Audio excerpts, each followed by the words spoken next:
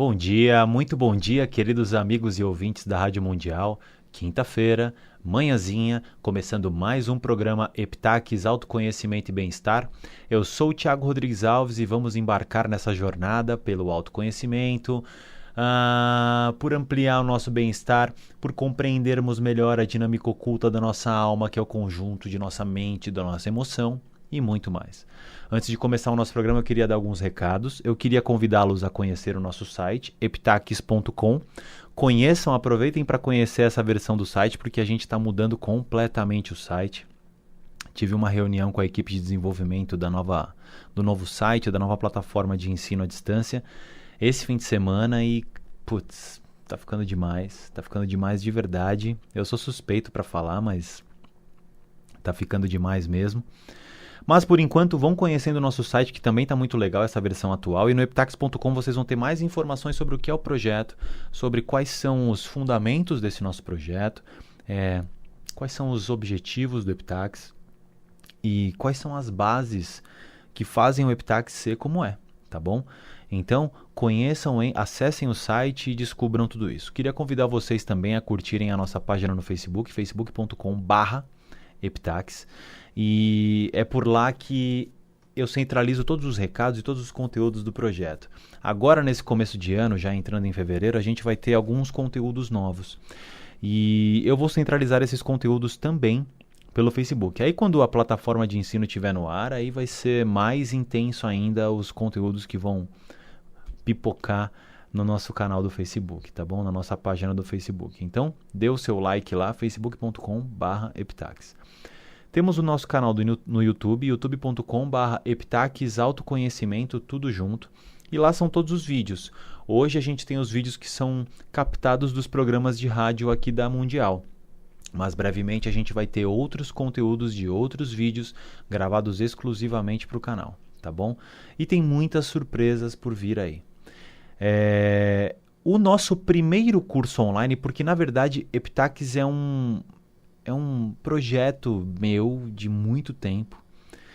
E eu sempre quis ter uma plataforma que permitisse que as pessoas tivessem acesso a conteúdos transformadores, conteúdos diferentes, muitas vezes de temas já conhecidos, mas com uma abordagem diferente, e que essa plataforma condensasse de maneira simples diversas propostas para que as pessoas escolhessem as que elas mais gostam, mas que todas essas propostas, todos esses cursos, todos esses conteúdos fossem altamente transformadores, seja na tônica X, na tônica Y e na tônica Z.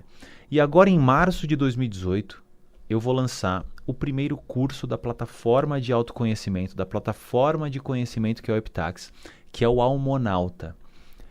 E o Almonauta é um curso que trabalha ferramentas para que a gente consiga se autoconhecer profundamente, mas é profundamente de verdade. É compreender a dinâmica oculta da nossa alma, que é a nossa psique, é o conjunto dos nossos pensamentos com as nossas emoções. A alma é apenas isso, nada místico, nada religioso. A alma é o conjunto de pensamento e emoção. E quando a gente compreende a dinâmica oculta da nossa alma, a gente dá um grande passo. O módulo 1 do curso Almonauta traz uma série de conhecimentos que nos mostram esse compêndio sobre a dinâmica oculta da nossa alma. E o módulo 2, ele traz ferramentas para que a gente vivencie isso em nós. Porque quando a gente tem o conhecimento de alguma coisa, mas quando a gente se funde a esse conhecimento através de uma experiência real e relevante e funcional, não a experiência banal, quando a gente vê esse conhecimento em nós, ele vira verdade. Ele deixa de ser conhecimento, ele passa a ser sabedoria. E nesse momento, nessa conversão de conhecimento em sabedoria, é que existe um insight, é que existe de fato uma transformação profunda e é impossível a gente continuar sendo quem éramos.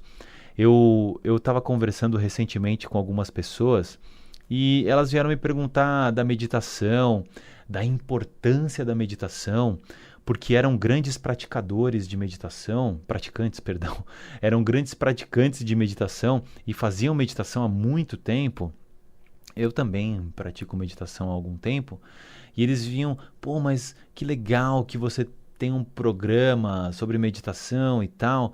E fala pra gente, o que que você acha sobre a meditação? Eu falei, eu não acredito em meditação. Aí eles, como é que é? Eu falei, pois é, eu não acredito em meditação. A meditação em si não é nada. É só mais uma forma de controle. E para mim, todo controle é burro. Todo controle é frívolo. Todo controle gera perversões anímicas, geram perversões na nossa alma que tendem a se externar de uma maneira desgovernadamente potente. Então, a meditação para mim não é nada, ela não produz nada. A meditação para mim é ok, é uma coisa como outra qualquer. Ai, mas ela é super necessária? Não. É a mesma coisa de você falar das rodinhas da bicicleta. Quando a gente aprende a andar de bicicleta, a gente aprende a andar de bicicleta com rodinhas, não é verdade? Então, a gente sai quando é criança, pedalando para lá e para cá com a nossa bicicletinha, toque, toque, toque, toque, com as rodinhas. A meditação, na minha concepção, é as rodinhas da bicicleta. Só que a meditação é um caminho que nos permite aprender a andar de bicicleta sem precisar das rodinhas. E você pode chegar nisso de outra maneira? Óbvio que pode. Você pode tentar montar na bicicleta sem rodinha e tentar andar? Óbvio que pode. Mas você tende a cair muito mais do que aprendendo com a rodinha. Concorda? Então, a meditação é um caminho. Ela jamais pode ser encarada como um fim. Encarar a meditação como um fim é criar um dispositivo de autoconforto, de autossegurança. Aí a meditação passa a ser, na minha opinião, e eu quero deixar isso claro, uma dimensão que a gente prefere viver nela do que na realidade. Apesar da dimensão da meditação também ser uma realidade, mas nós estamos criando uma nova realidade, quando na verdade a nossa principal jornada do autoconhecimento é transcender as realidades que nós criamos e passarmos a viver em verdade, essência, causa e não efeito. Então, isso é muito importante. Mas, cara, você vai, a partir de março, vender um curso de meditação e você está me dizendo que a meditação não é isso tudo? Cara, o Epitaxis é um projeto de autoconhecimento. A base do autoconhecimento precisa ser a verdade. Se o autoconhecimento não for pautado em verdade, ele não é verdadeiro. Ele é frívolo, ele é mentiroso, ele é enganador. A meditação é importante? Importantíssima. Eu te garanto que se você encarar a meditação de alma aberta, de peito aberto, da maneira correta, sem canonizar a meditação, sem vilanizar a meditação, sem encontrar na meditação uma tábua de salvação, a meditação vai ser profundamente transformadora em você. E aí, se você conseguir, através da meditação, construir em você um estado meditativo, onde você consegue meditar em vários momentos da sua vida e do seu dia, porque você já compreende o meditar, porque você já compreende um pouco da sua alma, esse é o meu intuito. Esse é o intuito do curso Almonauta. Esse é o intuito do Epitaxis. Então, vocês entenderam isso? É muito importante que a gente compreenda as coisas como elas são, sem criar falsos deuses, sem promessas milagrosas. O curso Almonauta não vai te trazer a pessoa amada em 24 horas, não vai resolver todos os seus problemas, não vai ser uma fórmula mágica da imortalidade, não vai trazer essa falsa felicidade eterna que vendem para nós nos filmes e nos contos de fada. Não, mas o curso Almonauta vai trazer subsídios incríveis para que a gente compreenda a nós mesmos e passemos a ter a possibilidade de plenitude, a plenitude que a compreensão do todo nos proporciona. Eu acredito que essa seja a verdadeira felicidade. É compreender a nossa dinâmica oculta para que através disso a gente consiga ter um caminho tão enriquecedor que a felicidade advém de qualquer tipo de circunstância, tanto positivas quanto negativas, tá bom? Sem nos alongar mais, essa introdução de hoje ela é um baita teaser para o tema que eu queria conversar com vocês. Eu acho que eu já até falei em determinados momentos sobre alguns elementos ligados ao que eu vou conversar hoje, mas eu queria trazer uma nova reflexão, porque o caminho do autoconhecimento, ele é fabuloso. Porque o caminho do autoconhecimento, ele é novo. Mas eu estou falando do verdadeiro caminho do autoconhecimento. Eu não estou falando de nenhuma fórmula de autoconhecimento. Eu não estou falando de nenhuma regrinha de autoconhecimento. Eu estou falando do verdadeiro autoconhecimento. Todo o caminho de autoconhecimento real, verdadeiro, ele é inédito. Porque nunca existiu uma pessoa como você, como eu. Pode ter existido pessoas que tivessem várias coisas em comum conosco, mas igual a nós, nunca. E o autoconhecimento ele é único para todos nós. Então, hoje eu queria que a gente investigasse de maneira profunda, sem preconceitos, de maneira que sejamos livres pensadores para investigarmos a diferença entre religião e espiritualidade. Quando a gente fala de religião, se a gente parar para pensar nos modelos de religião que nós temos, historicamente falando, ao longo dos séculos, a gente vai ver que a religião ela exerce um papel, de certa forma, até importante para algumas coisas. Ao mesmo tempo, se a gente for analisar as religiões, a gente vai perceber que nenhum dos seres ditos especiais que passaram pelo nosso planeta Terra, nenhum desses seres, a princípio, criou nenhuma religião. As religiões foram criadas normalmente muito tempo depois da existência destes seres ditos especiais, e as religiões foram sempre criadas por humanos que ou foram intitulados ou se intitularam como emissários destes seres especiais, e estes seres humanos compilaram uma série de regras, uma série de normas, uma série de leis, uma série de mandamentos, uma série de comportamentos, uma série de padrões, para que as pessoas que desejassem seguir, entre aspas, as doutrinas deixadas por estes seres ditos especiais, essa série de coisas serviam para que as pessoas se moldassem a essa convenção, se moldassem a essas regras, e aí sim elas poderiam seguir os ensinamentos e atingir estados mais elevados de ser. Então, percebe como as religiões lidam pouquíssimo com espiritualidade? As religiões são mais instrumentos de ordem social. As religiões servem mais para trazer uma determinada ordem social a um grupo, a um povo, do que para trazer uma proposta de evolução e de autoconhecimento em si.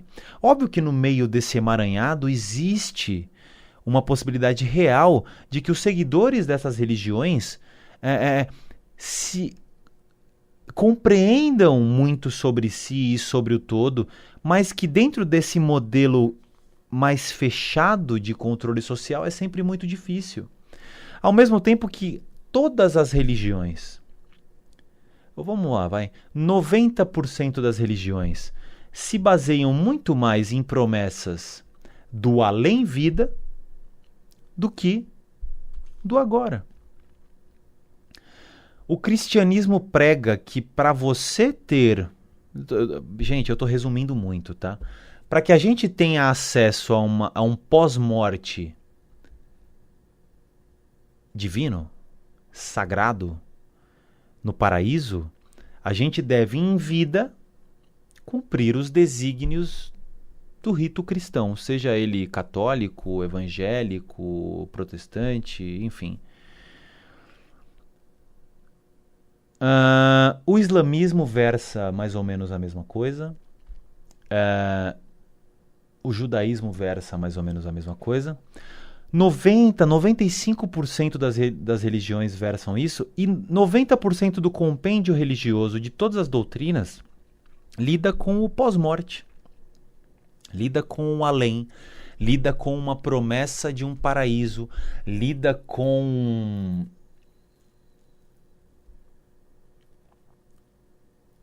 algo que vamos usufruir depois dessa vida mundana, depois dessa vida de purgação, depois dessa vida de sofrimentos e depois dessa vida de dízimos, depois dessa vida de expiação praticamente. Aí sim, se formos bons cristãos, judeus, islâmicos ou qualquer outra religião, vamos morrer e aí sim vamos para o paraíso, ter uma vida eterna, num local maravilhoso e tudo mais. Mas independente de questionar se isso é real ou não, esse papel não cabe a mim, não cabe a nós, eu acho que vale investigarmos isso. E por que essa promessa das religiões de entregar um pós-morte abençoado e divino é muito atraente? E por que esses moldes das religiões em serem uma ferramenta de controle social, por que ele é muito atraente? Em primeiro lugar, porque nós não conhecemos a nós mesmos. Nós não conhecemos a vida. Nós não investigamos e não temos subsídios para compreendermos por que a gente sofre. Então a gente transforma o sofrimento em sacrifício, eleva o sacrifício ao ato de sacro ofício, transformando a dor em uma espécie de subdivindade, em uma espécie de ponte entre nós e a vida eterna. E aí, por não compreendermos de fato nós mesmos, nem a dinâmica oculta de como a realidade funciona, a gente quer que um emissário divino diga para nós que todo esse sofrimento uma hora vai acabar, porque eu estou seguindo os ritos de determinada doutrina e eu vou morrer e vou para o céu. E eu vou morrer e vou me iluminar. E eu terei a vida eterna ao lado de Deus no paraíso. Essas promessas funcionam muito bem como maneira de controle social. Essas promessas funcionam muito bem como uma maneira de agregar pessoas, muitas pessoas, em torno de uma mesma causa e fazer com que essas pessoas tenham a mesma percepção de valor do mundo. Então, se eu quiser dizer que esta pecinha de plástico aqui, em determinada religião, tem um poder divino que vai permitir que eu, através do meu sofrimento, através do meu pagamento do dízimo, se eu guardar isso aqui com carinho, isso aqui vai me dar forças para vencer essa fase da vida e que quando eu morrer eu vou para a vida eterna ao lado de Deus no paraíso. Se várias pessoas acreditarem nisso, isso aqui passa a ter um valor real. Isso aqui passa a, de fato, ser algo sagrado para um grupo de pessoas. Então a religião tem uma função política muito forte. E é justamente por isso que desde sempre, desde o feudalismo, as monarquias, religião e política andaram lado a lado. Porque ambas são formas de controle social. Ambas são formas de pessoas dizerem para os seus superiores, sejam eles políticos ou sejam eles religiosos, de que elas estão se submetendo a um conjunto de regras, a um conjunto de leis, que elas devotam a vida delas a estes conjuntos de regras e conjuntos de leis, e isso é muito lucrativo, e isso é muito positivo. Isso até tem seu lado positivo, mas eu acho que o lado positivo disso tudo ficou muito lá para trás. E o que a espiritualidade é diferente disso tudo? Espiritualidade é muito menos lucrativo do que religião, porque a espiritualidade não permite uma mesma fórmula para todos. Porque a espiritualidade é um caminho estritamente individual e que não requer nenhum guru, nenhum padre, nenhum pastor, nenhum pregador, nenhum bispo, nenhum guru, nenhum mestre. Espiritualidade é uma jornada individual. Espiritualidade é olhar para dentro e através do olhar profundo para dentro, a gente compreende o planeta inteiro. E aí, como que eu vou vender espiritualidade real, verdadeira, para as pessoas? Não dá lucro. Então eu preciso criar um código, as pessoas precisam criar códigos de valor para que muitas pessoas acreditem nestes códigos, nessas doutrinas, para que isso faça sentido e para que isso gere um retorno financeiro, porque dinheiro nada mais é do que um papel que simboliza uma conexão de valor.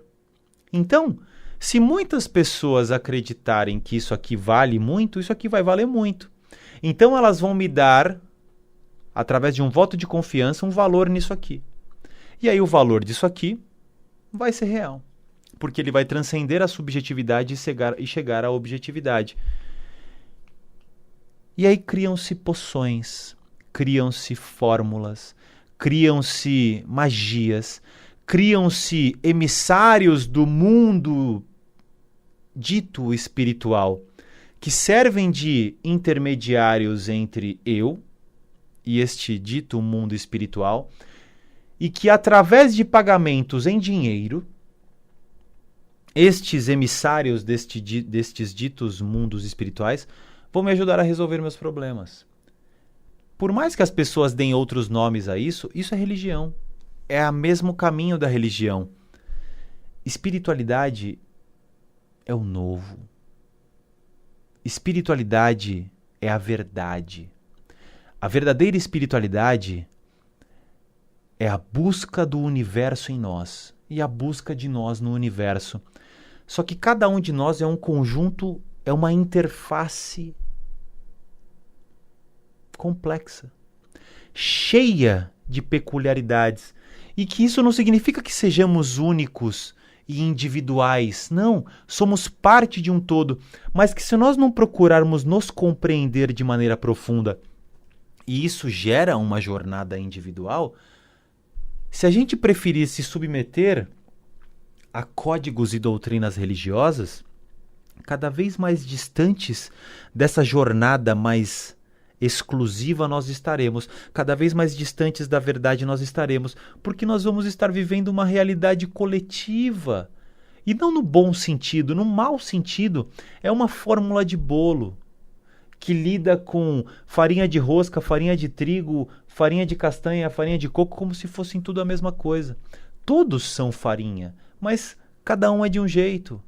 Que lida com pessoas com aptidões artísticas, com aptidões científicas e com aptidões musicais e com aptidões políticas da mesma forma, como se todos fossem a mesma coisa. A religião nunca vai conseguir, de fato, trazer uma iluminação perene para as pessoas. Ela traz porque a pessoa compreende o cerne da religião, não por conta da religião em si. A espiritualidade é um caminho de autoconhecimento que permite que vejamos que eu e o universo somos a mesma coisa. E aí, quando a gente percebe primeiro quem nós somos e depois que eu e o universo somos exatamente a mesma coisa, eu percebo que eu e aquele colega de trabalho mala que eu não suporto somos a mesma coisa. Na verdade, ele sou eu. Eu sou ele. Todos nós fazemos parte de uma grande rede, de uma grande consciência. Estamos divididos em interfaces de personalidade, mas que temos que compreender essa interface para que a gente se identifique com o todo e para que a gente cada vez mais saia desses fluxos de religião e doutrina e cheguemos de fato na libertação da verdadeira espiritualidade. Nosso tempo acabou. Eu queria agradecer a todos pela companhia em mais um programa Heptaques, Autoconhecimento e Bem-Estar. A gente se vê de novo na semana que vem. Um beijão a todos e até lá!